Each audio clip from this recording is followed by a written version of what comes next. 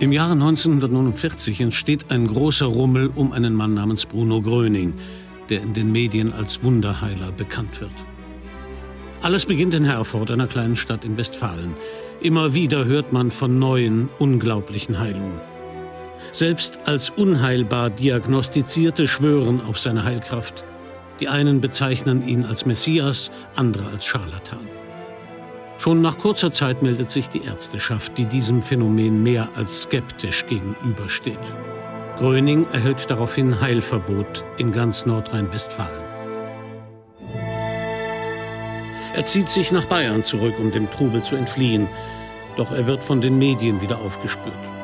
Innerhalb kurzer Zeit pilgern bis zu 30.000 Menschen zum Traberhof nach Rosenheim. Und wieder werden unglaubliche Heilungen bekannt. Gröning wird zum Mittelpunkt öffentlichen Interesses. Es kam ja von New York, von überall hin. Einmal war sogar der belgische Kolonialminister da, nicht wahr? Ne? Kann ich mich noch gut entsinnen. Und dann kamen Leute, also reiche Amerikaner, die von New York sogar herflogen. Ja, die boten einem, die legten einem einen Ring auf den Tisch, nicht wahr? Ne? Und sagten, hier bringt man dafür, wenn du mich jetzt zu Gröning bringst. Aber das war ja gar nicht drin. Ne? Grundsätzlich nicht. Die Autoschlüssel wurden hingelegt. Hier, das Auto gehört dir. Für die damalige Zeit war das schon verdammt verlockend. Nicht? An ein Auto überhaupt nicht zu denken. Ne? Und dann haben wir aber eben den Standpunkt gehabt, ich weiß, habe bittere Vorwürfe von der Frau, ich fliege extra von New York her und so weiter. Ich war sehr reich, habe ich gesagt, na hier schauen Sie, dieser Kriegsversehrte aus der Ostzone, was meinst du, wie lange der gebraucht hat, bis der hierher kam. Sie kommen leichter von New York noch mal her, als wie der Kriegsversehrte noch mal hierher. Nicht, das war, ich will damit nur diese Grundeinstellung dokumentieren, die wir eigentlich gehabt hatten, sowas konnten wir gar nicht anfangen. Das wäre ins Ufer los. Wir hätten uns da gesund stoßen können schon. Also die Möglichkeit war absolut vorhanden. Wir hatten damals eben die Aufgabe, über eine Rosenheimer Zeitung da am Traberhof über Herrn Gröning völlig neutral zu berichten und einfach nur zu beobachten, was sich da so tat. Und im Laufe dieser beiden Tage kam dann irgendwann am zweiten Tag plötzlich die Weisung, doch etwas skeptischer, respektive sogar negativ zu berichten. Gröning steht selbstverständlich auch am Traberhof im Blickpunkt des Geschehens. Die Pressevertreter kommen in Scharen. Immer wieder stellt er sich den Fragen der Reporter. Doch der anfänglich wohlwollenden Berichterstattung folgt eine regelrechte Rufmordkampagne. Ein Journalist namens Graf Soltikow taucht auf, der eine ausführliche Berichterstattung über Gröning anstrebt. Er stellt Gröning vor die Wahl, positiv oder negativ über ihn zu berichten. Material hätte er für jeden Fall reichlich gesammelt. 50.000 D-Mark verlangt er von Gröning, wenn er von der negativen Berichterstattung Abstand nehmen soll. Gröning weigert sich. Soltikow macht seine Drohung wahr. So kommt es zu den ersten großen Diffamierungen in der Presse.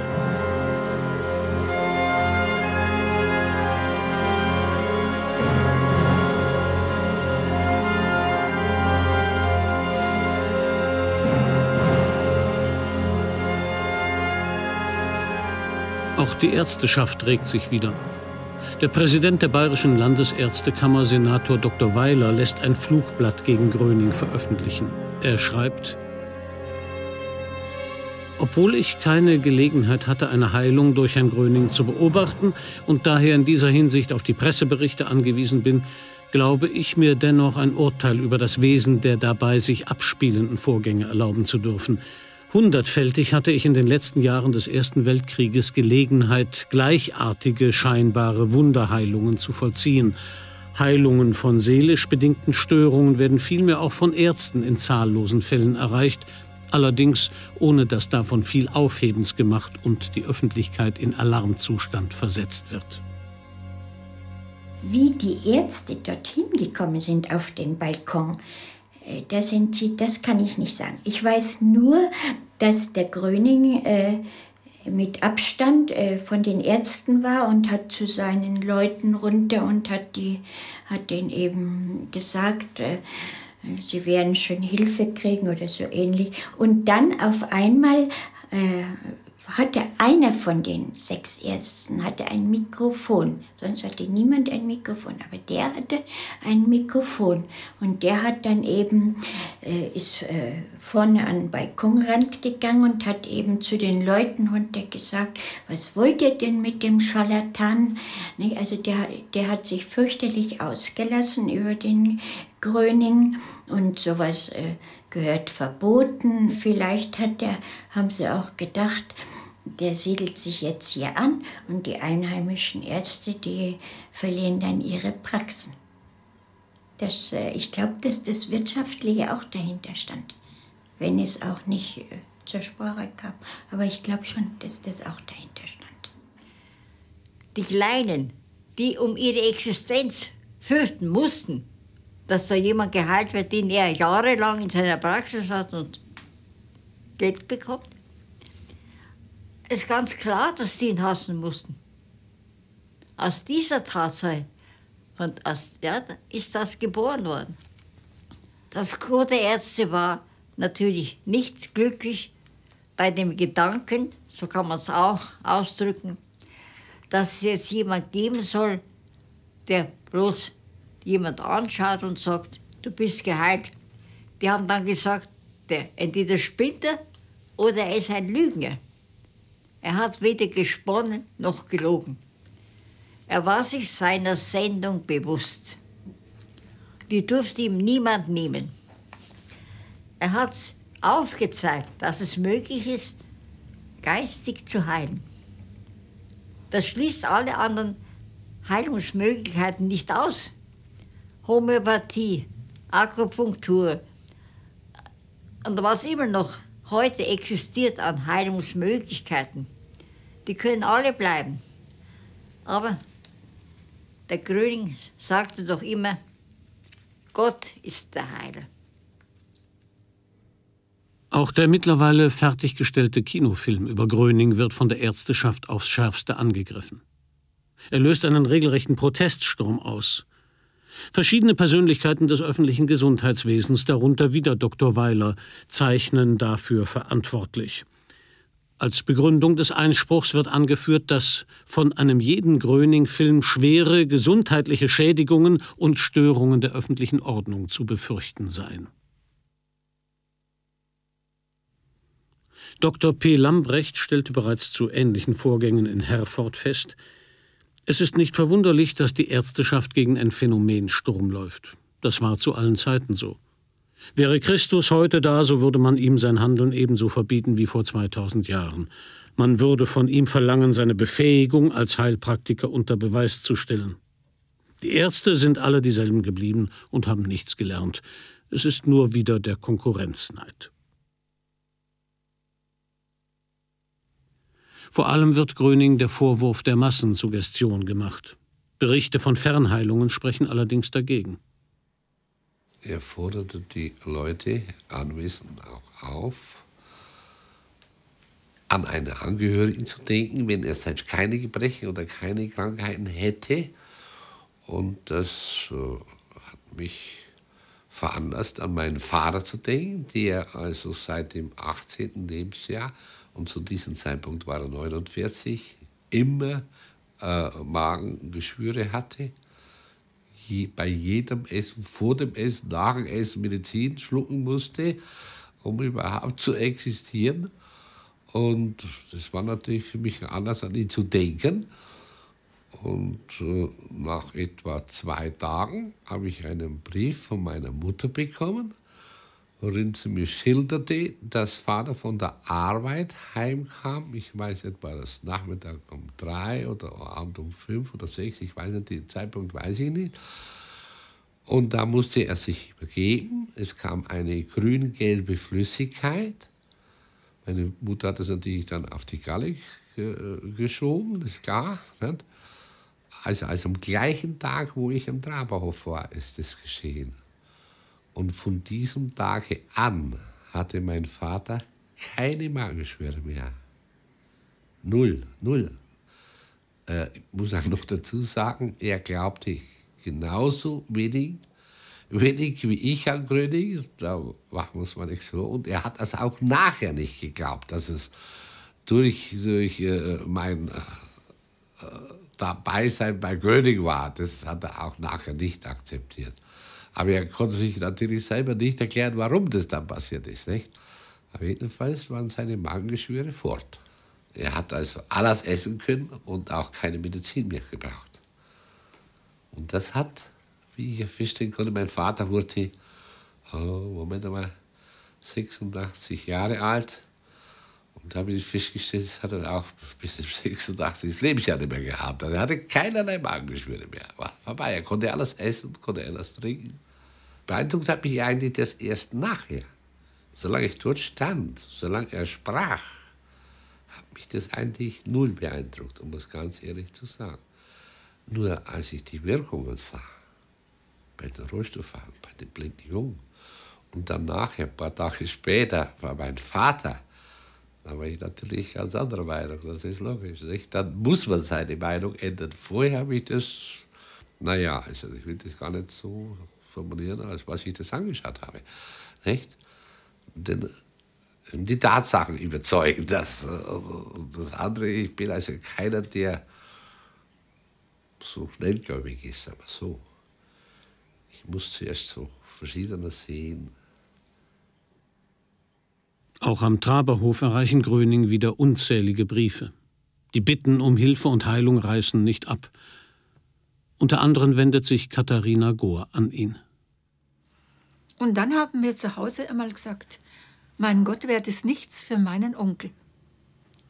Der Mann ist nun schon seit einigen Jahren so schwer belastet mit einem vorher nie gehabten Verfolgungswahn, der vielleicht seine Ursachen in einer Verschüttung im Ersten Weltkrieg haben könnte. Es war so schlimm, wenn er ein Flugzeug kommen hörte, wenn die angeflogen sind irgendwo aus Italien her, um München zu bombardieren oder dies oder jenes, dann war er vollkommen aus dem Häuschen. Er hat geschrien, getoppt, er hat sich die Fenster mit Brettern vernagelt. Ja, er hatte nur Angst, eine abgrundtiefen Angst, sperrt sich dann in sein Zimmer ein, wird immer komischer, geht kaum mehr unter die Leute. Und wenn er wo war, dann war er, wie soll ich sagen, eigenartig und aggressiv auch teils. Und dann ging er überhaupt nicht mehr weg. Und da haben wir uns gesagt, wenn man im Jahre jetzt gar nicht helfen konnte, auch kein Arzt. Nicht? Wir haben ja auch beratend einen Arzt zugezogen. Der hat gesagt, wenn der nicht will, kann man ihm ja nichts machen. Wir können ihm keine Spritzen geben, wir können ihm gar nichts tun. Na gut, der Fall wurde abgestrichen. Nicht? Er war eigentlich ein Mensch, der halt jetzt vergessen wird allmählich. Nicht? Wir durften ihm das Essen hinstellen, die Türe ging so einen Spalt auf, Essen rein, zugesperrt. Jahre. Jedenfalls habe ich mich aufgeschwungen und habe einen kleinen Brief an Herrn Gröning geschrieben. Ich habe das also geschildert, so vielleicht auch nicht mit mehr Worten, wie ich es jetzt so erzählt habe. Und ich würde es herzlich bitten, ob er sich dieses Mannes annehmen könnte. Der Brief war weg und bei uns war nur Spannung im Hause. Wird man das beachten? Wird man überhaupt den Brief anschauen? Bei Tausenden von Post jede Woche. Und eines Tages, gar nicht so übermäßig lange, ich glaube, es war eine gute Woche, kam eine kurze Antwort. Herr Gröning lässt uns mitteilen, dass er sich am so und so vielten, ich kann Ihnen leider den Tag nicht mehr sagen, mit meinem Onkel beschäftigen wird und dessen Krankheitsfall. Wir möchten doch also gut aufpassen, was am so und so vielten um 18 Uhr geschieht. Bitte beobachten Sie den Mann, aber machen Sie es nicht auffällig. Nicht, dass das gestört wird. Und wir haben das getan. Wir saßen schon ab 5:30 mit einer Spannung da drüben. Und mein Onkel hat da oben ein kleines Zimmer. Und auf einmal hörten wir, was beim Tag sonst nie geschah, wie er aufsperrt. Und zwar, ich sag 3 oder 5 Minuten nach 6. Kann es nicht mehr genau sagen. Ich denke, dass Herr Gröning sich vielleicht schon vorher mit ihm befasst hat. Wissen Sie, denn so schnell konnte mein Onkel sich ja gar nicht anziehen. Der war komplett angezogen, mit dem Anzug, mit Hut, hatte seinen Stock, ging die Treppe runter, ging zur Haustüre, was er mindestens, ich betone, also kann man sagen 4 Jahre, vielleicht länger, nicht mehr getan hatte. Ging zur Türe, wir hatten vorsichtshalber schon aufgesperrt, ging raus, ging an unseren Fenstern vorbei dort drüben. Und also, ich weiß noch gut, dass meine Mutter meine Hand gehalten hat, ganz krampfhaft, weil wir ja so voller Spannung waren. Ich ging dann vorsichtig vors Haus auch, um ihn zu beobachten, was er tut. Und dann hat er den kleinen Weg eingeschlagen zu einem sogenannten, wir sagen Sitzbankerl, also zu einer kleinen Aussichtsbank, die so eine Buchen, wie ein Dach oben drüber hat, so eine Buche. Und dort saß er. Das war früher sein Lieblingsplatz. Wenn er sehr ermüdet war am Abend, dann hat er gesagt, ich gehe noch mal zum Maurer Sitzbankerl. Der Grund und Boden gehört nämlich einem Hof da drüben, der Maurer heißt. Nicht? Und da war er und dann kam er wieder zurück. Ich bin schnell zurückgelaufen, habe zu meiner Mutter das gesagt und wir haben beide geweint. Nicht? Und ich muss auch sagen, ich verstehe das heute, dass wir so gerührt waren. Denn wenn man so eine Änderung und wirklich fast auf die Minute, ich sage immer, das berührt mich heute noch. Wenn die den dann gesehen haben, die Älteren, die sind alle stehen geblieben, haben sich umgedreht. Die haben ihn doch schon Jahre nicht gesehen gehabt. Nicht? Da hat jeder gesagt, ja mein Gott, was ist denn da passiert? Das ist ja der Schweizer Nickel. Und wenn sie ihn dann auf einmal sehen, ich sage ja, die kleinen Kinder, die hatten ja gar nicht mehr gekannt.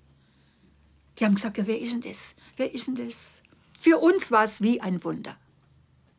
Und das blieb bis zu seinem Tod. Freundlich, nett, ein liebenswerter Mensch. Bruno Gröning spricht auch in Radiosendungen zu den Menschen, wodurch ebenfalls Fernheilungen geschehen. Ja, also ich war 11 oder 12 Jahre alt und wir waren 6 Kinder. Und ich war die letzte, also die vorletzte von den 6 Kindern. Und meine Mutti hatte von den vielen Geburten wahnsinnige starke Hämorrhoiden. Und immer viel Schmerzen und sehr viele Beschwerden. Und die Ärzte haben das also nie in den Griff bekommen, mit Salben oder mit Zäpfchen. Es ist nie geheilt, es hat gelindert, aber es ist nie abgeheilt. Und die Mutti hat immer über starke Schmerzen geklagt. Und ich kann mich erinnern, wir hatten so ein ganz kleines Zimmerchen neben der Küche.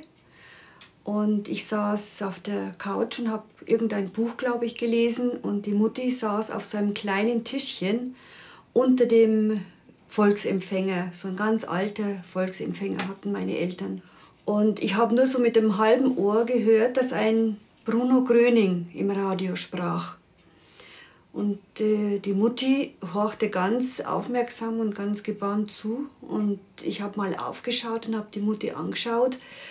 Und mir fiel auf, dass sie irgendwie ganz angespannt war und irrsinnig konzentriert und ja, intensiv zugehört hat. Und ganz bewusst ist mir noch die Stimme von Bruno Gröning. Er sagte irgendwie, ich weiß es nicht mehr ganz genau, kommt alle zu mir oder so ähnlich. Ich helfe euch. Irgend so ein Satz war das. Und ich weiß nicht warum, ich blickte die Mutti immer an und sie war ganz gespannt und plötzlich ganz leichenblass im Gesicht. Und sie sprang vom Tisch runter und mein Vati kam rein in das Zimmer und sagt, was ist mit dir, was ist mit dir? Und die Mutti sagt, ich habe keine Schmerzen mehr, ich habe keine Schmerzen mehr. Ich muss noch nachträglich anführen, an diesem Tag waren die Schmerzen ganz besonders schlimm. Und Mutti sagt, ich habe keine Schmerzen mehr, ich habe keine Schmerzen mehr. Und der Vati war irgendwie, der wusste gar nicht, was los ist. Und ich war auch ganz weg, weil ich wusste, die Mutti hat eben an dem Tag, war ihm sehr belastet durch diese Schmerzen. Und von dem Tag waren die Schmerzen weg. Und sie hat sich dann nachuntersuchen lassen, weil sie selbst nicht glauben konnte, dass sie also völlig beschwerdefrei war. Und ihr Arzt, ihr Hausarzt, hat sie untersucht und der Darm und innen, da wo diese Innenhämorrhoiden auch waren, das war alles glatt, alles sauber, diese ganzen Knötchen, alles weg. Meine lieben Heilungssuchen, Jeder Heilungssuchende kann nur empfangen, wenn er sich von seinem Leiden frei macht. Lassen Sie bitte von Ihrem Leiden ab. Und so sende ich Ihnen hier mit die Heilwelle, nehmen Sie sie auf, beobachten Sie Ihren Körper weiter, horchen Sie in Ihrem Körper rein, konzentrieren Sie sich darauf, was in Ihrem Körper geschieht. Es gibt vieles, das nicht erklärt werden, aber nichts, das nicht geschehen kann.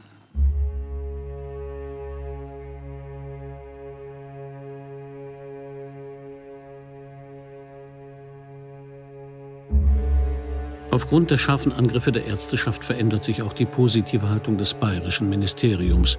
Die Situation spitzt sich für Gröning ähnlich wie in Herford immer mehr zu. Er selbst, der die Massenansammlungen nie anstrebte, die die sensationelle Berichterstattung der Journalisten verursachte, weiß, dass es so nicht mehr weitergeht. Doch je schwieriger sich alles für Gröning am Traberhof gestaltet, desto mehr Menschen bieten ihm Hilfe an. Ja, dann tauchte ein Herr Meckelburg auf mit seiner Frau und machte ihm eben das Angebot, also er würde ihm also eine Heilstätte sozusagen organisieren, und zwar auf der Insel Wangerooge. Und irgendwelche Verträge wurden da unterschrieben. Ich weiß nicht, was er unterschrieben hat. Ich wurde sofort abserviert, sozusagen. Später hieß es auch, also mich könnte man dabei nicht gebrauchen, weil ich viel zu sehr auf seiner Seite wäre. Wäre ihm zu ergeben, hieß es gewesen. Und plötzlich waren sie alle verschwunden und ich saß da. Ne? Und er war auf der Insel Wangerooge. Also im Winter 1949/50 hörten wir eines Tages, dass Herr Gröning, ein Wunderheiler, nach Wangerooge kommen sollte. Da waren wir eigentlich alle ganz gespannt, weil wir noch nie etwas von ihm gehört hatten. Ich kam abends von meinen Eltern, hieß die Deo-Straße runter, und da kam mir ein Strom von Reisenden entgegen. Das war schrecklich, mit Tragbahn und Rollstühlen und Aufkrücken. Und ich dachte, wo wollen die Menschen bloß alle hin? Ja, er entwickelt ja einen gewaltigeren Hunderte von Leuten, die überströmten nach Wangerooge, sodass die Fährverbindung wiederhergestellt wurde. Die war längst die Saison vorbei. Und das fing neues Leben an. Otto Meckelburg organisiert auf Wangerooge an verschiedenen Orten Vorträge mit Bruno Gröning. Innerhalb kurzer Zeit ist er auch auf der Insel sehr bekannt. Frau Jansen ist damals mit ihrer Mutter in einem Kinosaal zugegen, als Gröning dort einen seiner Vorträge hält. Bruno Gröning bin ich begegnet, da war ich 5 Jahre alt. Ich hatte ein ganz starkes Hautexem, das ganz schrecklich war. Der ganze Körper hat gejuckt und ich habe überall versucht zu kratzen. Und das heißt nicht nur einfach kratzen, sondern richtig ins Fleisch reingegriffen und Fleischstückchen richtig rausgerissen. Fürchterliche Schmerzen. Ein Juckreiz, der ist so lange da, also bis man aufgekratzt hat, das Blut fließt und dann geht es. Es war für meine Mutter also fürchterlich und auch für mich auch. Denn es ist ja klar, wenn so ein Kind immer nur am Weinen ist und Schmerzen hat und die hat zu jedem Strohhalm gegriffen, der ihr geboten wurde, da hörte sie, dass Bruno Gröning kommt und dass es ein Wunderheiler wäre und der allen helfen könnte. Naja, und da sind wir dann hin. Im Kinosaal war vorher eine riesen Unruhe gewesen und Unmut, dass er nicht da war, dass das so ewig lange dauerte, weil er um 8 Uhr angesagt war und er kam um 11, um 12 noch nicht. Und dann sind wir ja eingeschlafen zwischen den Knien unserer Mütter. Und endlich kam er, da war auch vollkommene Stille. Und alle die gehbehindert sind, die sollten auf die Bühne kommen. Das war eine Kinobühne, dazu waren aber ein paar Stufen. Und die haben tatsächlich vorne die Krücken weggeschmissen und die Rollstühle beiseite gestellt und sind da hochgegangen und haben einen Halbkreis um ihn gebildet. Oder einen Kreis um ihn gebildet. Und als meine Mutter dann, die hat mich geschnappt und am Arm geschnappt, hingegangen. Die haben ganz entsetzt geguckt. Und dann sind sie aber zur Seite gegangen und Bruno Gröning stand da mittendrin und hat gesagt, was wollen Sie denn hier? Glauben Sie nicht? Und dann hat sie gesagt, wenn ich nicht glauben würde, Herr Gröning, stände ich hier nicht. Und dann hat sie ganz schnell meine Ärmel zurückgeschoben und gesagt, helfen Sie meinem Kind. Darum bin ich hier. Und dann hat ich hatte Angst gehabt. Ich dachte, oh je. Und dann hat er sich da runtergekniet, also in Hocke, dass er so groß wie ich war. Und da konnte ich ihn genau in die Augen sehen. Und da war ich ruhig, da war alles. Ich habe gedacht, der hilft mir jetzt. Und dann hat er bloß die Hände genommen, über mich gestrichen und hat meine Mutter gesagt, gehen Sie beruhigt nach Hause, Ihr Kind ist gesund. Und lassen das nach 14 Tagen vom Hausarzt kontrollieren.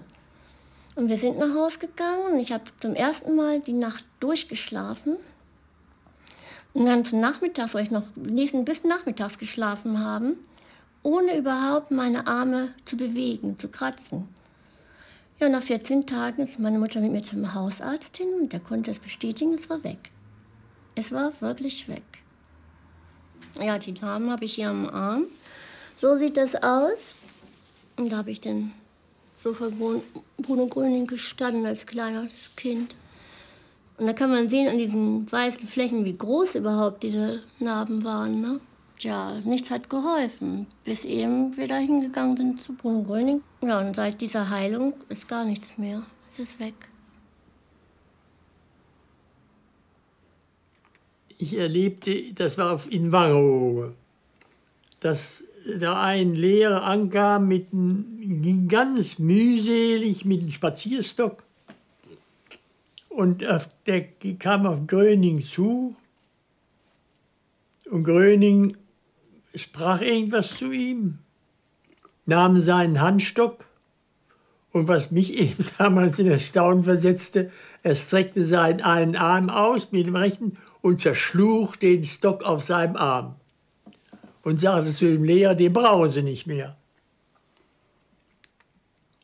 Ich habe den am nächsten Tag, fuhr er mit demselben Zug wieder zurück.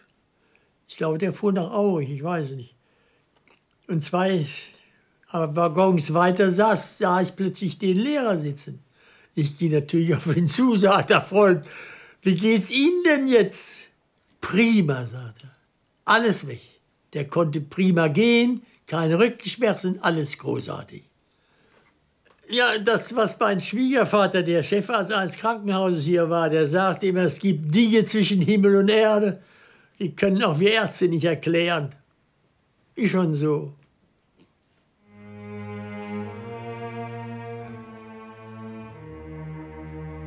Gröning gerät immer mehr unter den Einfluss von Meckelburg. Vertraglich hat er sich fest an ihn gebunden. Für Gröning erweist sich dies bereits nach kurzer Zeit als sehr nachteilig. Das war im Februar, das weiß ich noch, bin ich hingefahren. Für die Hinfahrt hatte ich das Geld, für die Rückfahrt nicht. Und Luftbahnhof hieß das Hotel, wo er war. Luftbahnhof auf der Insel Wangerooge, also beim Flugplatz. Und ich komme da hin und nur der Herr Kruse ist da, sonst ist keiner da. Und dann habe ich mit dem Kruse unterhalten und da hat er gesagt, naja, so.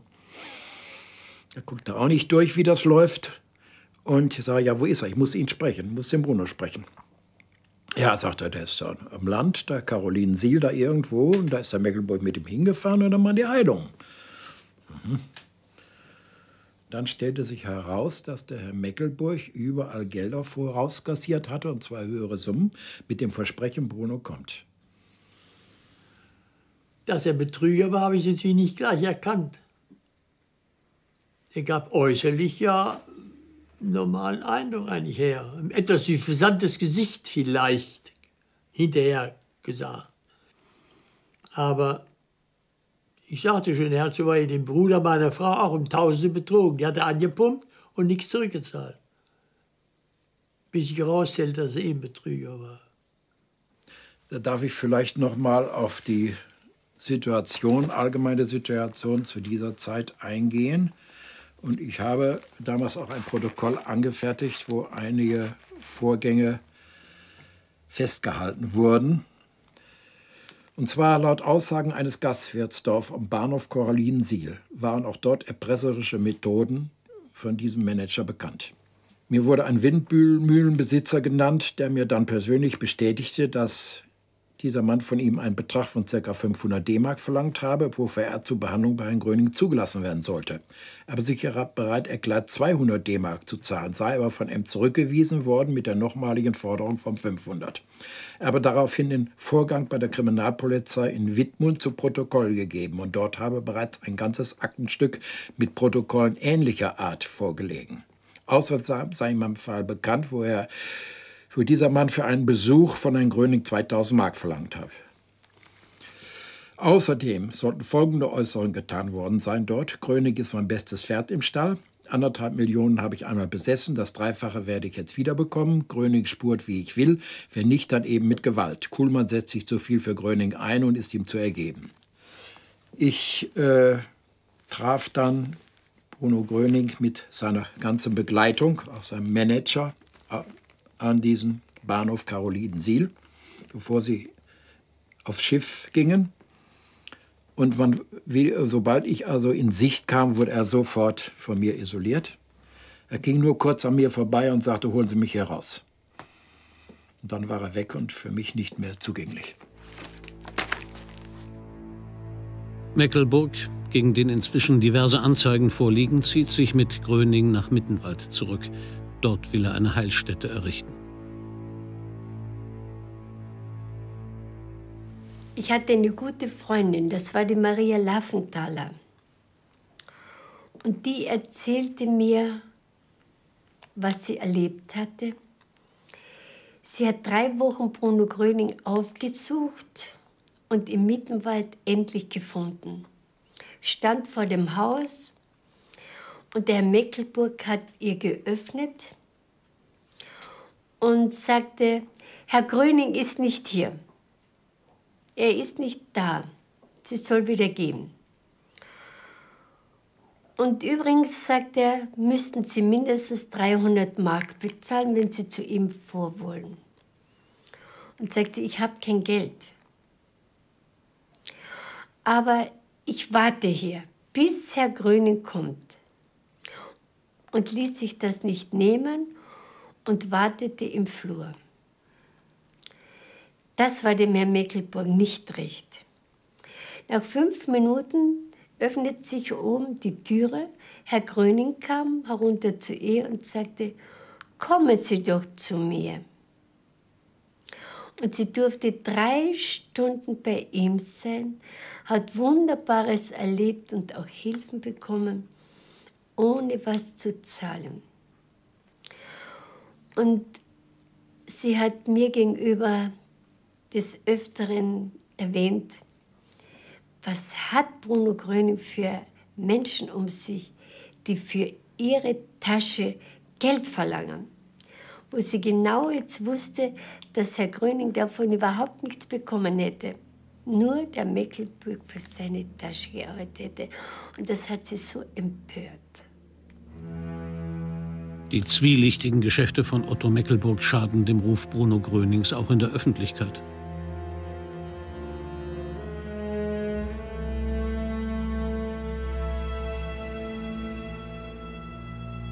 Meckelburg sucht mit Gröning auch Heilungssuchende in Bad Wiessee auf. Hier kommt es zum ersten Kontakt mit Emil Kuhfuß und seiner Tochter Ruth, die an Tuberkulose leidet. Beide haben das Vertrauen in die ärztliche Hilfe verloren. Meckelburg arrangiert das Zusammentreffen mit Emil Kuhfuß und zwingt Gröning zu weiteren Besuchen. Herrn Kuhfuß und seiner Tochter müssen wir auf jeden Fall einen Besuch abstatten. Sie haben weiterhin größtes Vertrauen zu ihnen. Ich weiß aber, wie es um dieses Mädchen bestellt ist. Da kann auch ich nicht mehr helfen. Ach. Deshalb habe ich damals schon angeraten, dass die fachärztliche Kontrolle auf keinen Fall unterbleiben darf. Denn mir ist klar, wie gefährlich... Das mag ja alles sein. Aber ich will trotzdem, dass wir Sie besuchen. Erinnern Sie sich an unseren Vertrag. Sollten Sie sich dennoch weigern, mir Folge zu leisten, werde ich Sie wegen Vertragsbruchs verklagen. Und das kann teuer werden, mein Lieber. Darauf würde ich es nicht ankommen lassen.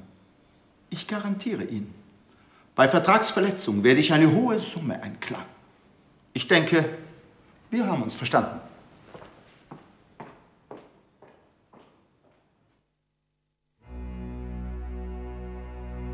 Trotz des massiven Drucks von Otto Meckelburg schafft Bruno Gröning es schließlich doch, sich aus der Umklammerung seines Managers zu befreien. Gröning behält im Fall Ruth Kuhfuß recht. Sie verstirbt am 30. Dezember 1950. Für ihn hat dies später weitreichende Folgen. Gröning erhält kurze Zeit später ein Angebot eines Heilpraktikers namens Eugen Enderlin.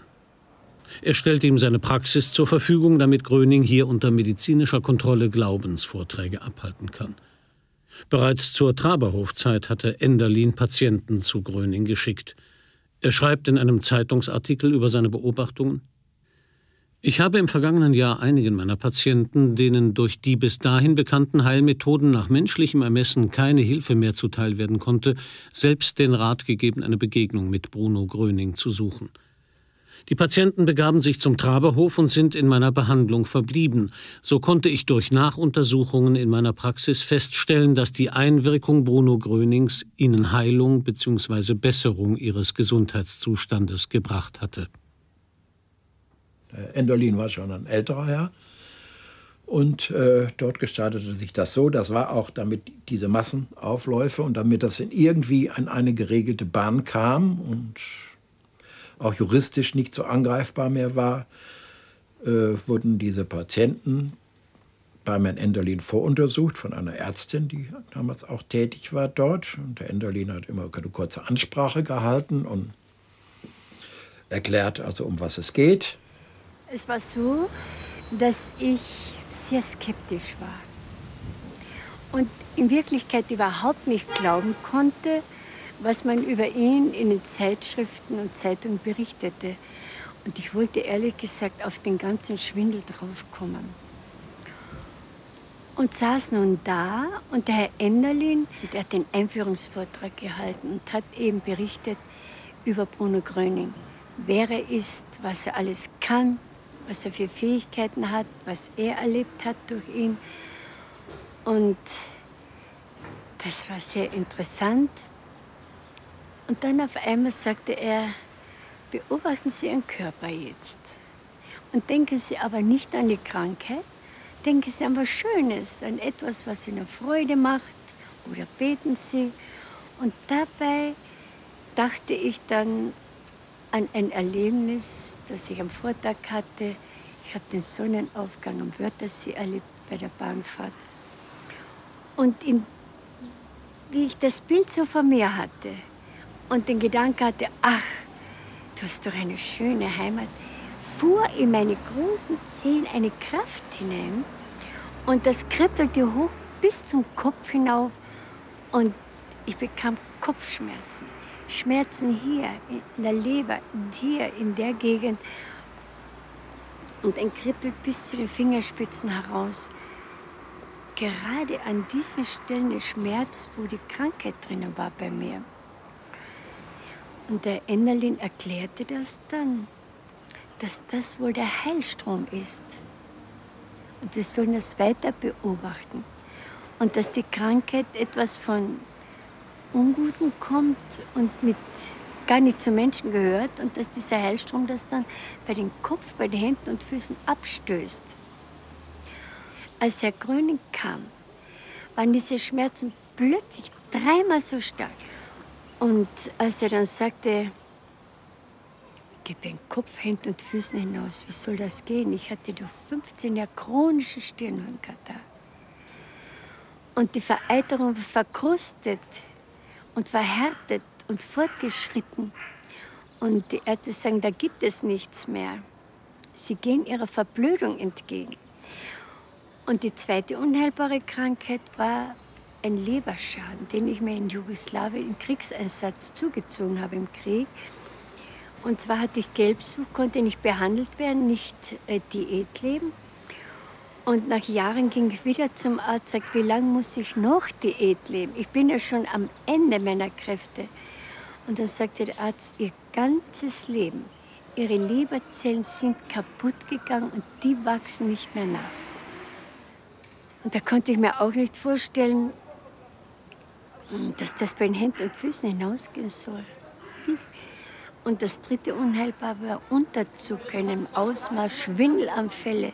7 bis 8 Würfel Traumzucker im Tag musste ich nehmen, um existieren zu können. Von Heilung war ja keine Rede. Aber das kann man nicht erklären, aber erleben.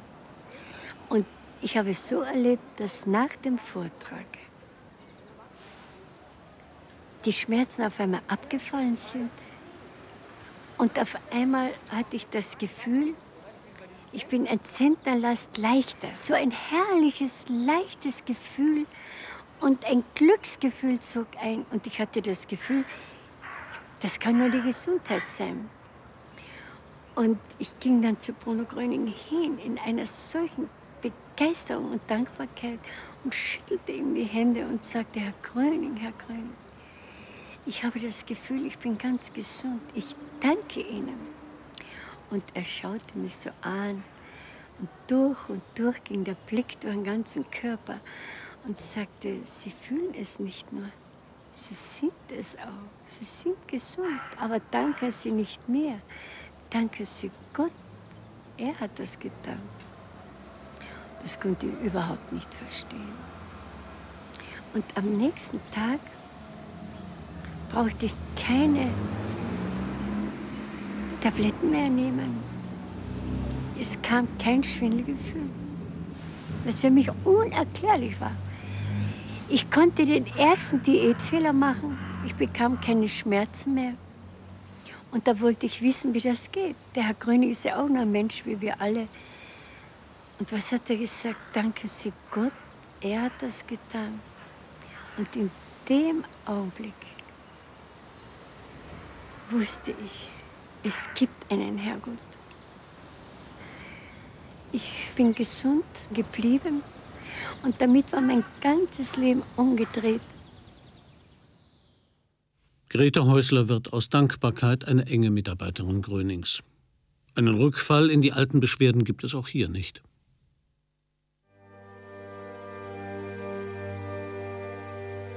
Bruno Gröning wird jedoch von Enderlin enttäuscht. Auch er entpuppt sich als Geschäftemacher. Gröning trennt sich von Enderlin wegen schwerster Preistreiberei, Veruntreuung, übler Nachrede und Vertragsbruch. Später behauptet Enderlin, sogar in der gleichen Weise arbeiten zu können wie Gröning. Auch ein gewisser Dr. Trampler, der anfangs Vorträge für Bruno Gröning organisiert, behauptet später ebenfalls ein Heiler zu sein. Er wird sogar in einer Zeitung mit dem Satz zitiert: Bruno Gröning ist ein Waisenknabe gegen mich.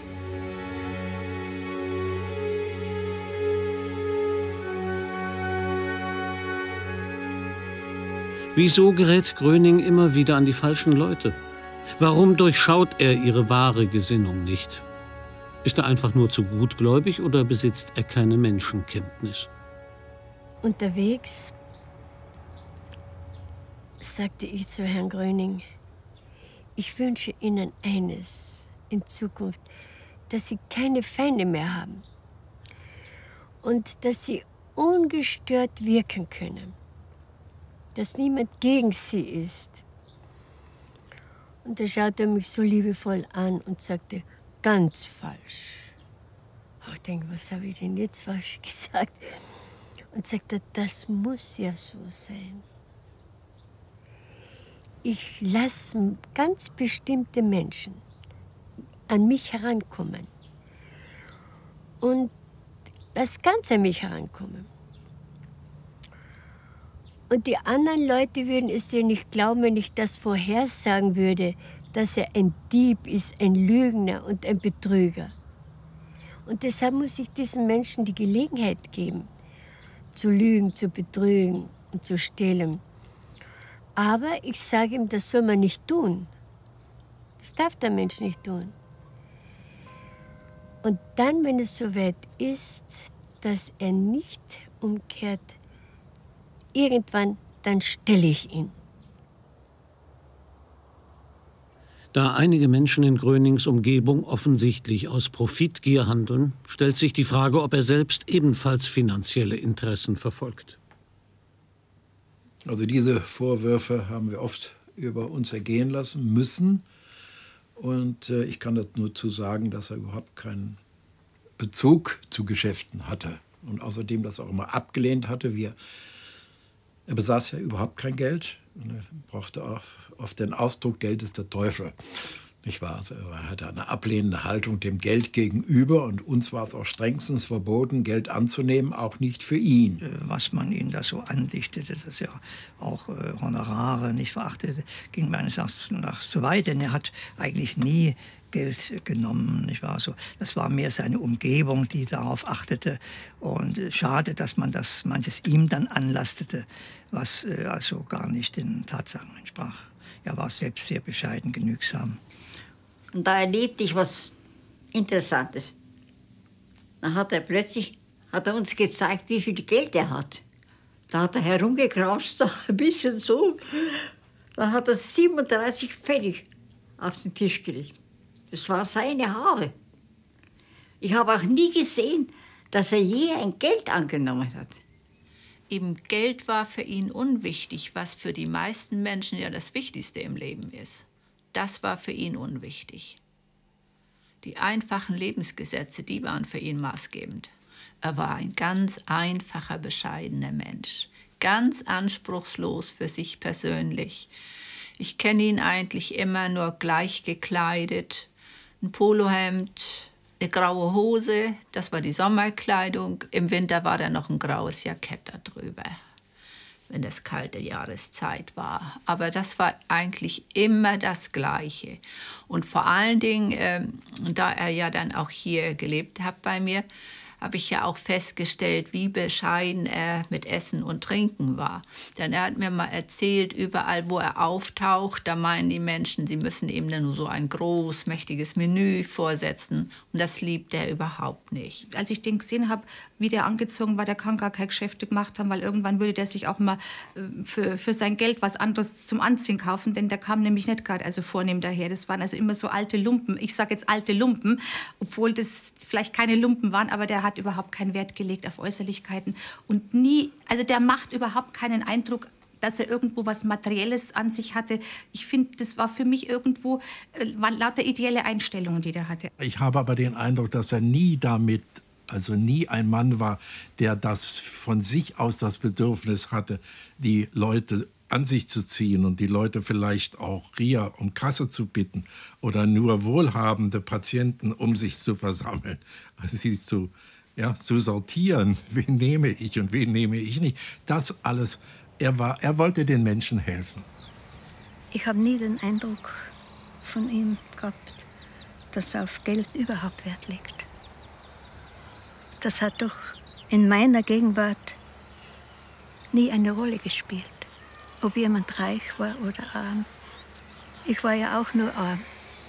Ich war nur eine kleine Krankenschwester, aber ich habe nicht das Gefühl gehabt, dass ich deshalb weniger bin bei ihm als andere, die viel reicher waren wie ich. Ne? Das war überhaupt kein Thema, Geld. Wir waren damals alle nach dem Krieg arm.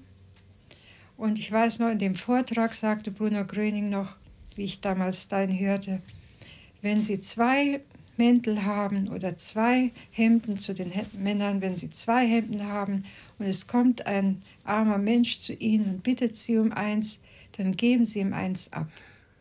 Jetzt legten verschiedene überall Geld hin. Und er hat ein paar Mal gebeten, nehmen Sie das Geld, und dann nahmen sie das Geld nicht. Dann nahm Herr Gröning das Geld, sammelte es ein und steckt es einer Frau in die Tasche. Und wie sich das später das war eine ganz arme Kriegewitwe, die Herr Gröning das Geld gegeben hat. Und die konnte sich ja nicht mehr fassen, dass sowas noch gibt. Da stand eine Schale auf dem Tisch, weil alle Menschen sich selber Gedanken machten, wie kommt Herr Gröning hier hin und wieder zurück. Wir müssen doch irgendwas dafür tun. Irgendwer muss ja auch was bezahlen. Und da hat jeder, stand die Schale da, wer was geben möchte, darf was geben. Und konnte das in die Schale werfen, aber verlangt hat niemand was. Das wäre sicher auch unter seiner Würde gewesen. Das passte nicht zu ihm. Na? Denn es ist ja in der heutigen Zeit noch so, diejenigen, die Scharlatane sind und so quasi so halbe Geistheiler oder irgend sowas, ja, die verlangen weiß Gott was. Und diejenigen, die wirklich was können, die verlangen aber nichts, denn es ist ein kosmisches Gesetz. Wer was verlangt für die Gabe, die ihm Gott gegeben hat, dessen Kraft wird weniger und ihm wird die Gabe genommen. Denn das kommt ja nicht aus ihm, sondern durch ihn. Es ist überhaupt nie von Geld irgendwie die Rede gewesen. Ich habe auch nicht, wie nachher mal gesagt wurde, es hätte ein Teller irgendwo gestanden, wo man etwas drauf hätte hinlegen können. Habe ich auch nicht gesehen. Es ist sehr viel in der Presse angeschrieben worden nachher oder später, dass er sehr gut hätte davon leben können, was er bekommen hat. Aber von mir ist nie etwas verlangt worden. Bruno Gröning wird immer wieder mit Reportern konfrontiert, die nicht der Wahrheit auf den Grund gehen wollen, sondern nur eine sensationelle Berichterstattung anstreben. Die Familie Kellner hat mir dann später diesen Pavillon hier gezeigt und gesagt, dass der Herr Gröning sehr oft da gesessen ist, am Tisch und gearbeitet hat. Und es gibt ein wunderschönes Bild davon, wie Bruno da in einem Pavillon sitzt und der Hund daneben ist. Und es gibt eine Illustrierte. Und da ist so ein Bild verwendet worden zu einem Artikel. Und zwar hat man geschrieben, so hat Bruno Gröning in Südfrankreich sich's gut gehen lassen, an der Riviera. Und er hat die Spenden von den Ärmsten der Armen so verprasst und verwendet. Ich war so empört über diese Lüge und diese Verleumdung. Und da wusste ich, dass so vieles, was man über ihn berichtet hat, genauso gelogen worden ist. Und er ist verleumdet worden bis aufs Letzte. Ich habe auch andere Dinge miterlebt und die Presse hat es dann anders gebracht. Und daher erinnert mich dieser Pavillon heute so daran. Gröning wird durch die Presse oftmals nicht nur verfälscht, sondern auch als Witzfigur karikiert. Seine Heilerfolge werden lächerlich gemacht. Man schreckt offensichtlich vor keiner Diffamierung und Verleumdung zurück.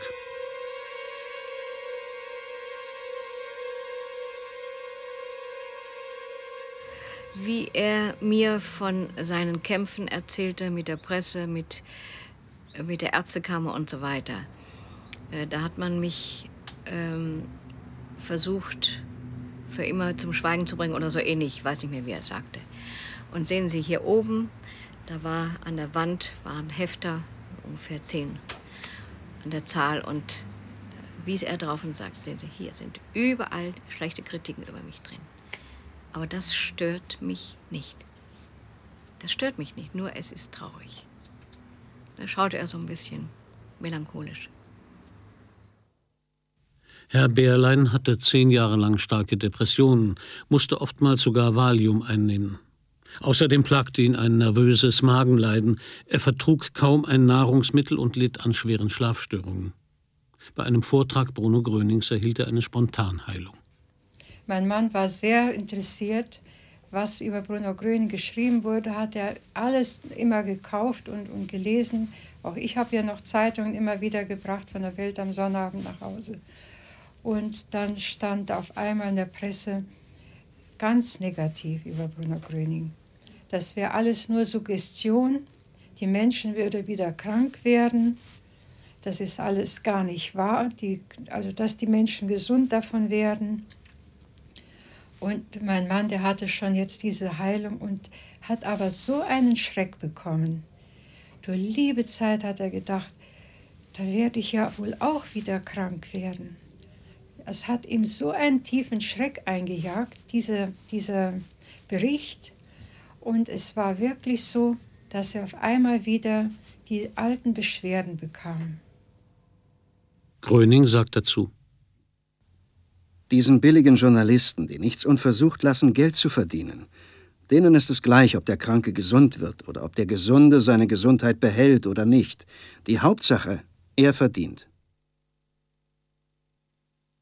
Eine eidesstattliche Erklärung von Karl Gröning aus dem Jahre 1952 verdeutlicht, dass manche Journalisten vor nichts zurückschrecken.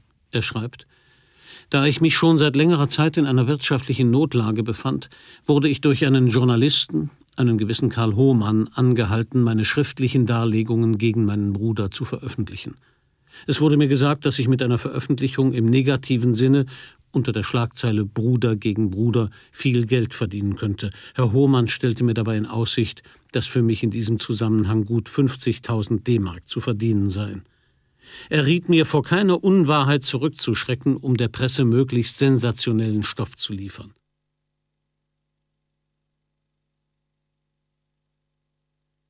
Ich bedauere es heute außerordentlich, dass dies geschehen konnte, wie ich es auch bedauere, dass durch meine früheren herabsetzenden und unwahren Behauptungen meinem Bruder Bruno schwerer Schaden in Bezug auf seinen Ruf erwachsen ist.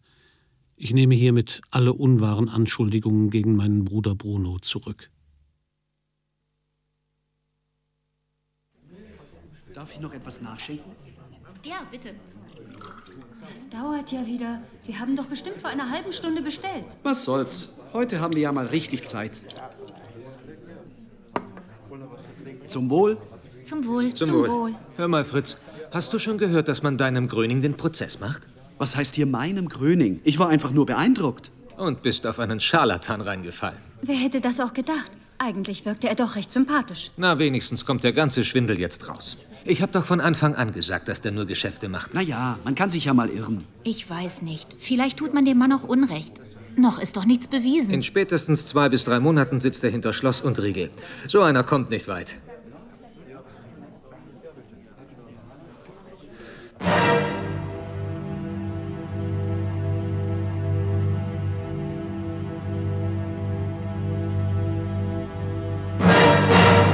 Gröning wird tatsächlich angeklagt, fortgesetzt, ohne Erlaubnis die Heilkunde ausgeübt und damit gegen das Heilpraktikergesetz verstoßen zu haben. Die Meldungen überschlagen sich im Jahre 1951-52, als bekannt wird, dass ihm der Prozess gemacht werden soll.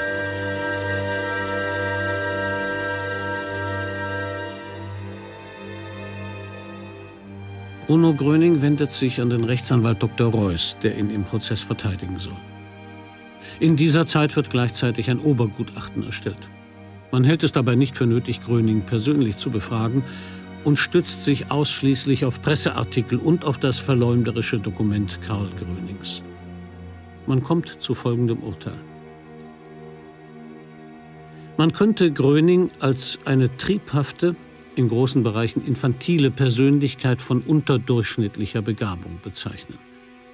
Er scheint in erheblicher Weise krankhaft im Sinne einer neurotischen Störung der Persönlichkeitsentwicklung. Es handelt sich jedenfalls im Zeitpunkt der in Frage stehenden Vorgänge bei Gröning um eine seelisch abartige Persönlichkeit.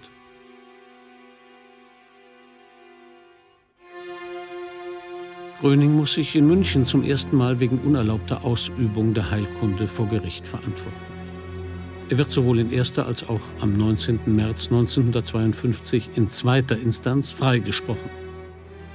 In der Berufungsverhandlung wird dieser Freispruch zwar bestätigt, aber nur mit der Begründung des schuldausschließenden Irrtums. Das heißt, ihm wird zugute gehalten, dass er nicht wusste, dass er womöglich gegen den Heilpraktikerparagraphen verstößt. Grundsätzlich beurteilt man seine Heiltätigkeit jedoch im Sinne des Heilpraktikerparagraphen. Dieser Freispruch kommt also einem richterlichen Heilverbot gleich. Dadurch sind ihm endgültig die Hände gebunden. Durch die Umstände gezwungen, entschließt sich Bruno Gröning entgegen seiner früheren Absicht, Heilpraktiker zu werden, um endlich frei wirken zu können. Er stellt am 2. April 1953 einen entsprechenden Antrag. Eugen Enderlin bestätigt Gröning, dass er ihn bereits als Heilpraktiker vorbereitet hat und zur Ausübung dieses Berufes für fähig hält. Auch der Landesverband der Deutschen Heilpraktikerschaft Stuttgart spricht sich positiv aus. Wir bestätigen Herrn Bruno Gröning, dass derselbe auf seinen Wunsch über seine Kenntnisse, die zur Erlangung der amtlichen Zulassung als Heilpraktiker notwendig sind, überprüft wurde. Wir halten dieselben für ausreichend. Bedenken gegen seine Zulassung als Heilpraktiker liegen uns nicht vor. Grönings Antrag wird aber am 12. August 1953 abgelehnt. In erster Linie bezog man sich auf das oberflächlich recherchierte Obergutachten und gab unter anderem folgende Gründe an. Er besitzt nicht die zur berufsmäßigen Ausübung der Heilkunde erforderliche sittliche Zuverlässigkeit. Ihrem Mandanten fehlt infolge Schwäche seiner geistig-seelischen Kräfte die für die Berufsausübung erforderliche Eignung. Die Ausübung der Heilkunde durch ihren Mandanten bedeutet eine Gefahr für die Volksgesundheit. Gröning gründet daraufhin am 22. November 1953 den Gröning-Bund. In Zukunft will er nur noch als Vortragsreisender von Glaubensvorträgen tätig sein.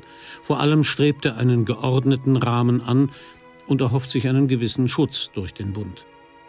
Unterstützt wird er unter anderem durch bekannte Persönlichkeiten wie Graf Zeppelin und Graf Matuschka und Freiin Annie Ebner von Eschenbach.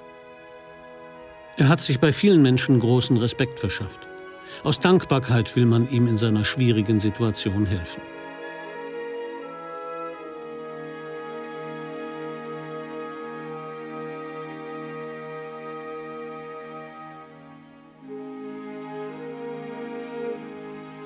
Bruno Gröning ist davon überzeugt, dass niemand ihm verbieten kann, Glaubensvorträge zu halten.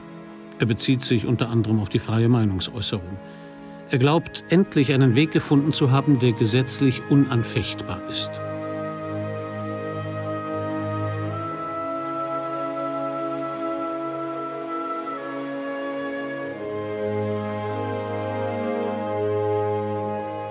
Gröning baut sogenannte Gemeinschaften auf.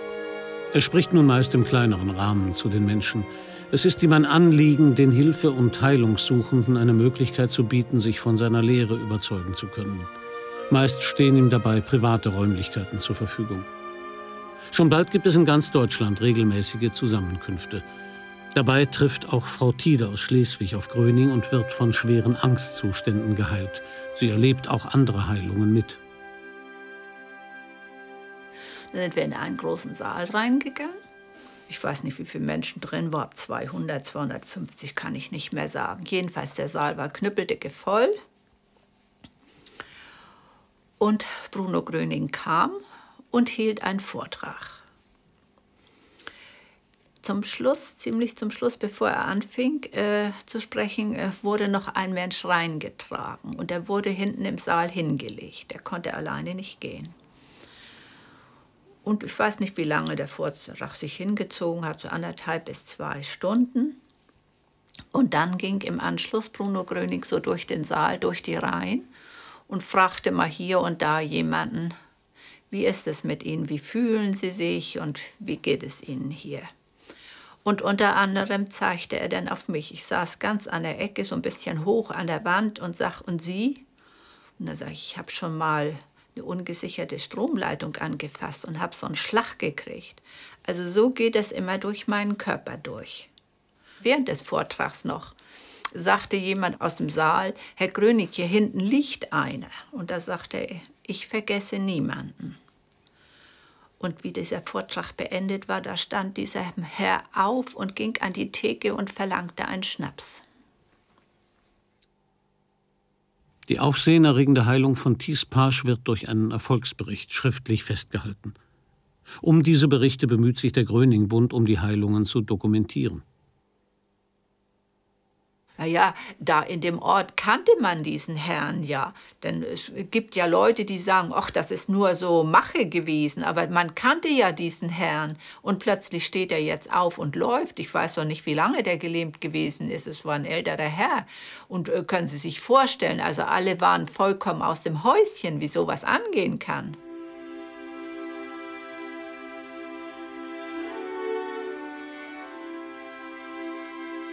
Frau Tiede wird mit der Zeit eine Mitarbeiterin im Gröning-Bund. Er selbst ist sogar während seiner Reisen ab und zu bei ihr zu Gast.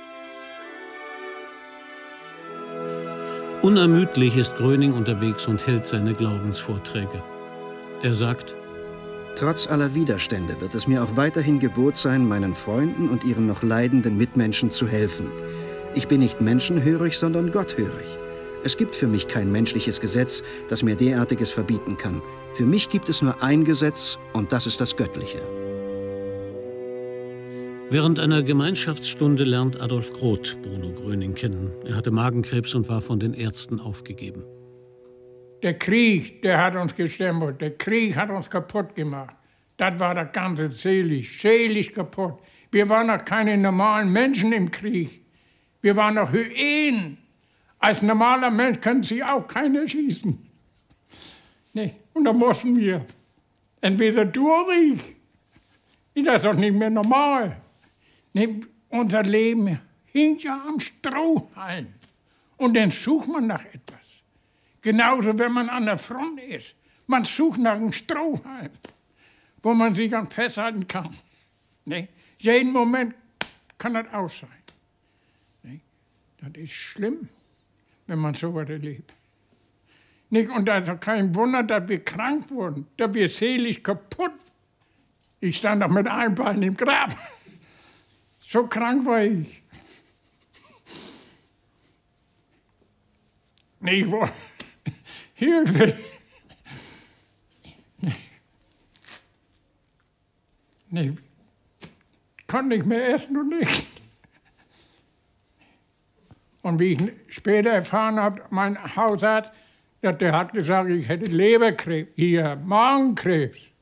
Und dann sind wir da hingefahren. Wie das zustande gekommen ist, weiß ich auch nicht mehr genau. Irgendwie waren mit mehreren Mann. Dann sind wir da hingefahren und dann war also eine Erlösung. Eine Erlösung war das für uns. Für alle, die da gewesen sind. Das Saal war voll. Eine Erlösung war das. Für alle. Also man war wie von neu geboren. Nicht so leicht und fühlte man sich die Schwere, die war aus dem Körper raus. Und in dem Moment und auch noch wie weggefahren, da waren wir nicht mehr krank. Wir haben nichts mehr von Krankheit gespürt. Der war weg. Und gleich, wie wieder kam, konnte ich essen. Und kam auch nicht wieder. So einfach. Aber das sind diese Übertragungen von Gröning, seine Kräfte, die er ausgestrahlt hat. Und der Körper wurde aufgelockert und dann hat der Körper wie einen freien Durchlauf, freien Strom, wie man mal so sagen. Dann kann alles wieder normal gehen. Ja, und wer das nicht glauben will, der muss das sein lassen. Aber mein Glauben, den kann mir keiner nehmen. Und ich bin dieser Einzelne. Und habe ich damals bekommen und habe ich heute noch. Und ich fahre gut mit. Ich werde alt. Bin alt oder werde alt, wie soll ich mich ausdrücken? Und das ist das Schönste. Ich freue mich am Leben, dass ich noch da bin. Und dass ich noch gesund bin. Bereits im Jahre 1950 lernt Bruno Gröning Josette Dufossé kennen. Sie begleitet ihn in der Folgezeit immer häufiger und unterstützt ihn in seiner Arbeit. Sie kommen sich näher und heiraten schließlich im Juni 1955. Bruno Gröning verknüpft dies jedoch mit einer außergewöhnlichen Bedingung. Er hatte mir gesagt, du bist nicht die Erste in meinem Leben, zuerst die Kranken. Und du weißt, was du tun sollst. Entweder du gehst oder du bleibst und du akzeptierst. Ich sage, ich bleibe. Und deshalb habe ich mit den Kranken gelebt. So. Ich habe mich eingestellt auch. Ja. Das war für mich das Schicksal.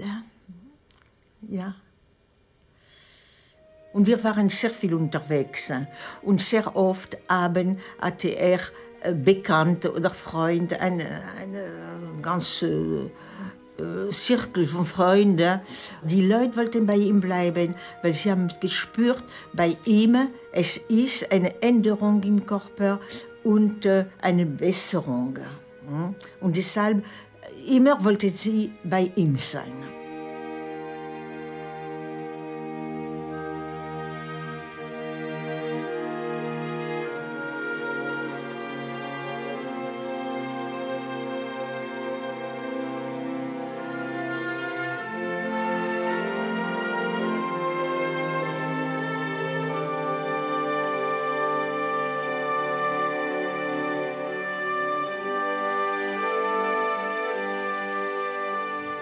Wenn eine Frau oder ein Mann gekommen ist und gesagt, Herr Gröning, ich habe Schmerz da.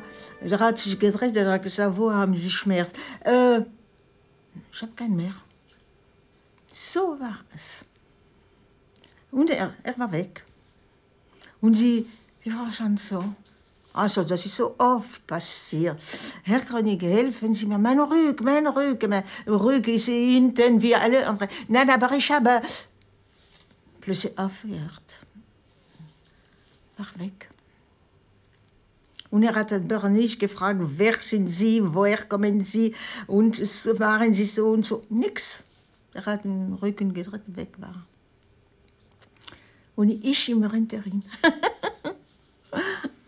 Ja. Ich weise Sie darauf hin, liebe Freunde. Jeder Mensch hat es nötig, Gott zu ersuchen, dass er ihn wieder auf den Weg zurückführt, der wirklich von Gott so bestimmt ist. Und so rufe ich Sie, so rufe ich jeden zu, halt. So du wahrgenommen, dass dieser Weg, den du eingeschlagen, dass dieser Weg nicht der richtige, niemals der gute, sondern nur der ungute ist, dann halte. Dann gehe nicht weiter diesen Weg. Ich sage, auf zur großen Umkehr. Vertraue und glaube. Es hilft, es heilt, die göttliche Kraft. Folge du dem alle zu folgen. Und dieser eine ist und bleibt Gott selbst, liebe Freunde, dem wir zu folgen haben. Denn das Unheil schwindet erst dann, so der Mensch sich selbst, das heißt, wieder mit Gott verbindet.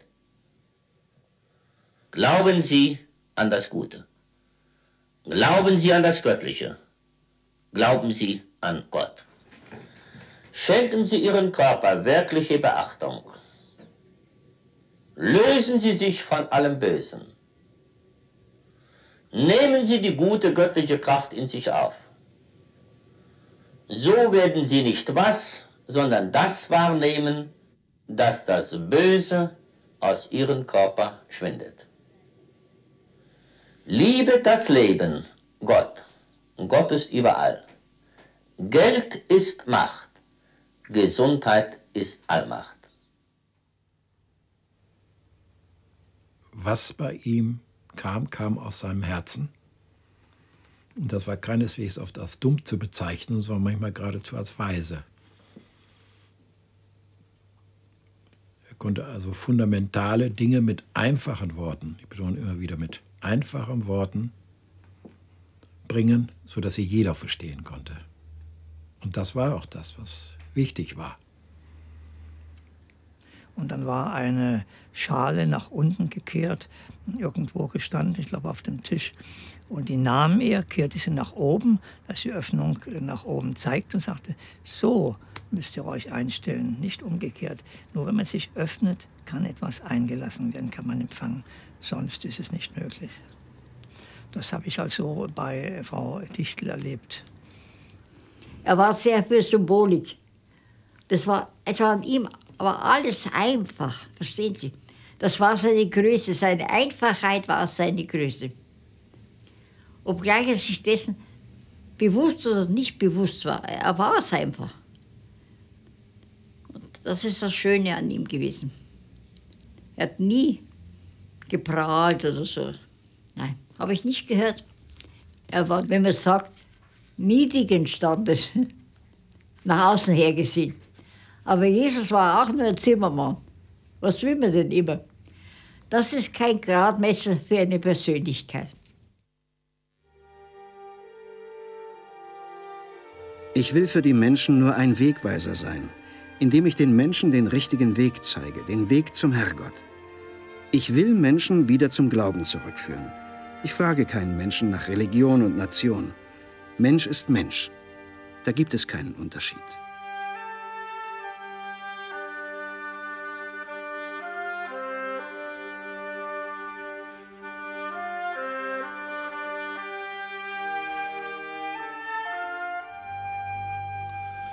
Ja, gläubiger Mensch war ich schon immer, auch vor Bruno Gröning. Und Bruno Gröning hat mich nicht auf einen anderen Weg geführt, sondern hat mich in den Glauben bestärkt, den ich vorher schon hatte. Denn wenn man richtig glaubt, dann ist das eigentlich nichts Neues, was Bruno Gröning gesagt hat. Bloß so intensiv, wie er mich das gelernt hat, das hat mir noch niemand gesagt. Also, es heißt ja, es gibt ja Wallfahrtsorte und es gibt Orte, wo irgendjemand Reliquien sind oder wo einer heilig gesprochen worden ist. Und der Mann, der dorthin geht, oder die Leute, die dorthin gehen, sind auch welche dabei gewesen, die auch gesundet sind. Aber das war für mich klar, dass es sowas gibt. Aber dass Bruno Gröning diese Macht hat, diese Kraft hat, das mir in die Wohnstube zu bringen, das habe ich nicht gewusst. Und das hat er uns gezeigt. Sein Selbstverständnis drückt Bruno Gröning folgendermaßen aus. Ich weiß nicht viel. Ich weiß weiter nichts als nur das, was Menschen heute nicht mehr wissen. Ich will nur ein Wegweiser sein. Ich bin nur ein kleines, winziges Werkzeug Gottes. Und sagen Sie bitte niemals, dass ich Sie geheilt habe. Nein. Ich bin nur ein kleiner Vermittler, mehr nicht. Ein winziger Transformator. Wem die Hilfe zuteil geworden ist, der soll dem Herrgott dafür danken. Ich bin nichts, unser Herrgott ist alles. Ich muss auch nicht anwesend sein, damit Sie die Heilwelle empfangen. Am Körper liegt es nicht. Freunde von uns hatten uns eingeladen und ich hörte nur, da ist ein Heiler. Und wir sind eingeladen. Ich fand das sehr schön. Und wir sind hingegangen. Ich ging mit großen Magenschmerzen hin, denn ich litt schon seit Jahren an Magenschmerzen. Wir saßen dann in diesem sehr schönen Raum mit ungefähr 15 oder 18 Menschen. Alles Bekannte von dem Baron Langpuchow und seiner Frau. Und warteten auf Gröning. Und wir warteten ziemlich lange. Er hat sich verspätet. Nach etwa einer Stunde ging's Telefon und die Baronin ging raus, kam dann wieder rein und sagte, also Bruno Gröning ist bereits in München und er ist mit seinen Gedanken schon hier in diesem Raum und er wird in ein paar Minuten kommen. Gut, jetzt waren alle sehr gespannt, das hat man gespürt. Und ich merkte nach ein paar Minuten, dass meine Magenschmerzen weg sind. Und ich hatte jahrelang sehr starke Magenschmerzen, beinahe jeden Tag. Und sehr große, sehr starke Kopfschmerzen. Alles nervlich bedingt. Ja, die Magenschmerzen, die spürte ich nicht mehr, bevor Gröning in den Raum trat. Ich sah dann plötzlich an der Tür eine Gestalt. Ich hatte nicht gehört, wie er reingekommen war. Ich war schon gesund. Und ich habe auch niemals wieder Magenschmerzen gehabt. Nach ungefähr einer Stunde war dieser Heilprozess beendet. Und er ging in den Nebenraum. Und dann kam meine Freundin und fragte mich, wie geht's dir denn jetzt? Und ich war sehr müde geworden. Und ich hatte ganz starke Kopfschmerzen. Da sagte sie, dann geh mal ins Nebenzimmer und leg dich da auf die Couch. Die stand so ins Zimmer rein. Und das habe ich dann auch getan. Und ich sah, dass hinter einem Paravan Gröning saß mit noch 2 Leuten. Also ich lag da und nach ganz, ganz kurzer Zeit steht er plötzlich neben mir. Und sagt, wie geht's Ihnen? Und sage ich, ja, ich habe so starke Kopfschmerzen. Und da sagte er, da mache ich immer so. Also er stand etwa da, wo meine Beine sind. Und sagte, da mache ich immer so. Und fragt dann, und jetzt, wie geht's Ihnen jetzt? Sag ich, ja, ich muss mich erst mal aufsetzen und richtete mich auf und schüttelte auch ein bisschen den Kopf, so. Die Kopfschmerzen waren weg. Und ich hatte sehr viel Kopfschmerzen oder Migräne. Habe ich nicht mehr bekommen. Meine Mutter, die war früher sehr, sehr krank. Der hatte Asthma und offene Beine. Und dann ist durch irgendjemanden hat er erfahren, dass dort in Essen schon mal ein Herr Gröning hinkommt. Und dass er eben die Fähigkeit hat, ihr auch helfen zu können. Und dann ist sie zweimal, ich weiß nicht mehr wie oft, da gewesen und kam auf einmal geheilt wieder. Also ich hatte schwer Asthma. Es war Herz-, Nerven- und Bronchialasthma. Und ich bin immer zu der Ärztin, habe die Ärzte auch gewechselt, aber keiner konnte mir das abnehmen, keiner konnte mir befreien. Und das war so schlimm. Mein Mann sagt von 7 Jahren, ich weiß nicht genau, war es 4 oder 5 oder 6 Jahre und hatte immer Erstickungsanfälle. Da musste ich so schwere Sachen und Tropfen einnehmen, die haben alle nichts genützt. Und hat immer, die Erstickungsanfälle waren so schlimm, das kann nur mein Mann bestätigen. Ich bin vom einen Fenster zum anderen gerannt und war furchtbar, keine Luft bekommen, als wenn mein Hals zugeschnürt wäre. So schlimm kann ich gar niemand beschreiben, was ich durchgemacht habe. Als ich bei Bruno Gröning war, da habe ich schon gespürt, da ist mir auch so gerieselt durch den ganzen Körper, dass da was vor sich geht. Und da habe ich mich sehr wohl gefühlt. Als ich mich verabschiedet hat er gesagt, bleiben Sie so, wie Sie sind. Und wenn Sie jetzt zurückkommen, dann meinen Sie, es wird noch schlimmer, wie es vorher war. Und dann kommt die Reaktion und dann ist alles wieder in Ordnung. Und so war's.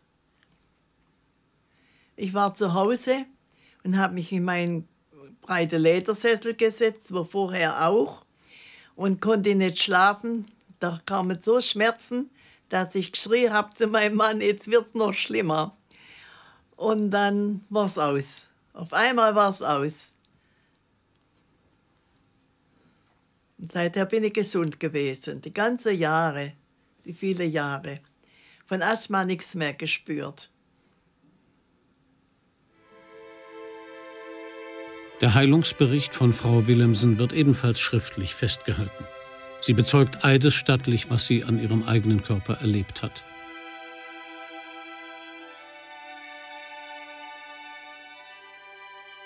Der eine Arzt in Duisburg, der hat es für gut gehalten.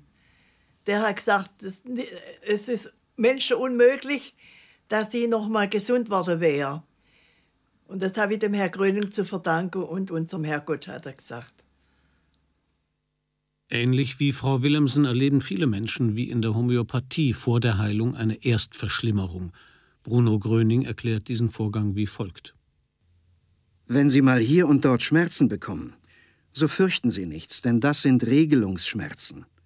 Da, wo alles in Unordnung war, muss die Gesundheit sich diesen Weg erkämpfen und so lange daran arbeiten, bis das kranke Organ wieder in Ordnung ist.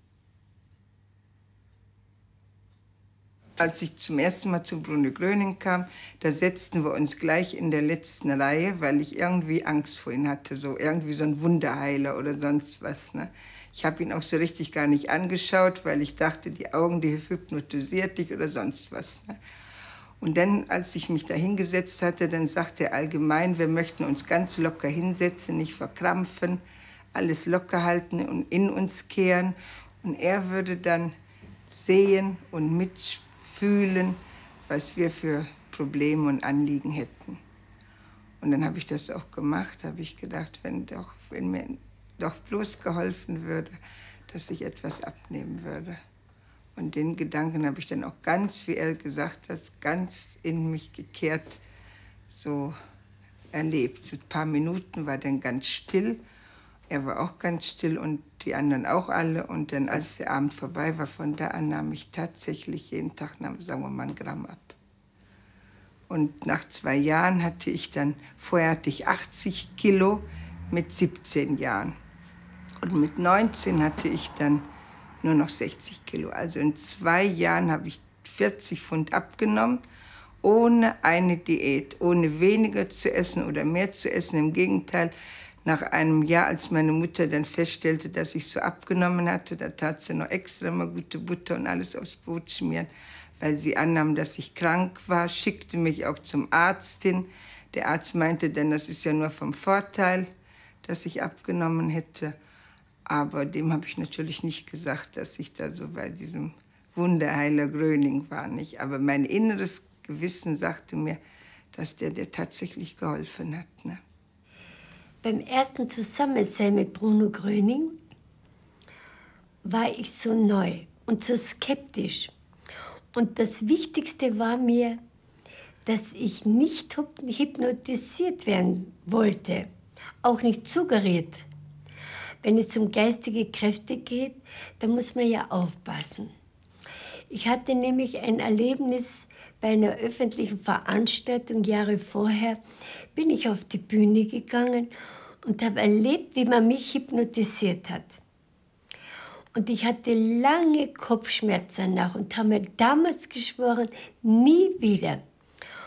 Und wie ich jetzt hier den Heilstrom erlebt habe, habe ich erkannt, das ist ganz was anderes. Das hat mit Hypnose nichts zu tun. Hypnose ist eine suggestive Kraft und die hatte er nicht. Er hat eine heilende Schwingung ausgesandt, aber nicht dieses wie es bei der Hypnose ist. Nein, nein, nein, nein. Das hat damit gar nichts zu tun. Er war absolut gegen Hypnose. Nein, absolut. Niemals, nein, niemals. Nein. Er hat gesagt, er darf nicht die Willen von dem Menschen nehmen. Nein, niemals. Das bei ihm muss man nur fühlen, wenn er kommt. Man muss ihn fühlen. Ja. Bruno Gröning sagt: Hypnose ist das Böse. Das darf der Mensch nicht anwenden. Ich übe keine Suggestion aus. Jeder hat den freien Willen. Das Beispiel von Frau Diller macht dies sehr deutlich. Einmal habe ich etwas sehr Eindrucksvolles erlebt. Da war ich bei meiner Freundin in der gleichen Wohnung, ganz allein mit ihr, und wir haben uns unterhalten und wir haben dann Patienzen gespielt. Und es war ganz still und es war ein heißer Tag. Auf einmal geht's Telefon und sie geht raus, schließt die Türen. Ich habe nichts gehört und ich habe gewartet. Und ich habe eigentlich gar nichts gedacht. Ich war auch ein bisschen müde. Plötzlich merke ich ein leises Kribbeln in den Fußsohlen. Und es ging immer höher, ganz langsam. Und ich dachte mir, was soll denn das? Gröning ist ja gar nicht da. Und es ging immer weiter, es ging durch den ganzen Körper, in die Hände, Arme und Hände. Ich konnte die Karten, die ich hier so gefächert hielt, nicht mehr halten, die habe ich hingelegt. Und ich war voller Strom, so stark wie nie. Denke ich, was soll denn das nur? Nach einer Weile geht die Tür auf und meine Freundin kommt rein und sagt, schönen Gruß von Bruno Gröning, der hat eben angerufen und lässt dich grüßen. Ich hatte nicht einmal gedacht, das könnte Gröning sein. Ich habe Heilungen erlebt. Und zwar ganz eigenartige. Er war in Klagenfurt. Und da habe ich gesagt, ich muss mich leider verabschieden, ich habe heute Nachtdienst. Und er hat gesagt, ja, ich begleite Sie. Und da hat er mich die 2 Stockwerke hinunter begleitet bis auf die Straße. Und da habe ich nicht das Gefühl gehabt, dass ich die Stufen berühre. Es war so leicht. Unten hat er mir meine beiden Hände genommen und hat gesagt, Schwester Maria, ich gebe Ihnen heute sehr viel mit. Und ich habe ihm dafür gedankt. Ich war sehr glücklich.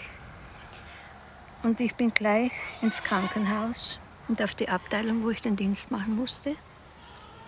Und da kommt mir eine Patientin entgegen und habe ihre beiden Hände genommen. Und sie hat gesagt, mein Gott, bin ich glücklich. Mein Gott, ich bin jetzt so glücklich. Und sie sollte am nächsten Tag operiert werden und ich sollte sie zur Operation vorbereiten. Und da war sie. Sie hat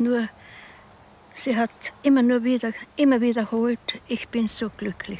Dann habe ich gesagt, gehen Sie hinüber zum Oberarzt und sagen Sie ihm, bitten Sie ihm, er möchte Sie noch einmal untersuchen vor der Operation. Und der Oberarzt hat es gemacht und hat einen Chefarzt geholt.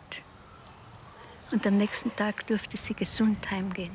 Sie hatte einen Tumor. Dann wurde keiner mehr festgestellt.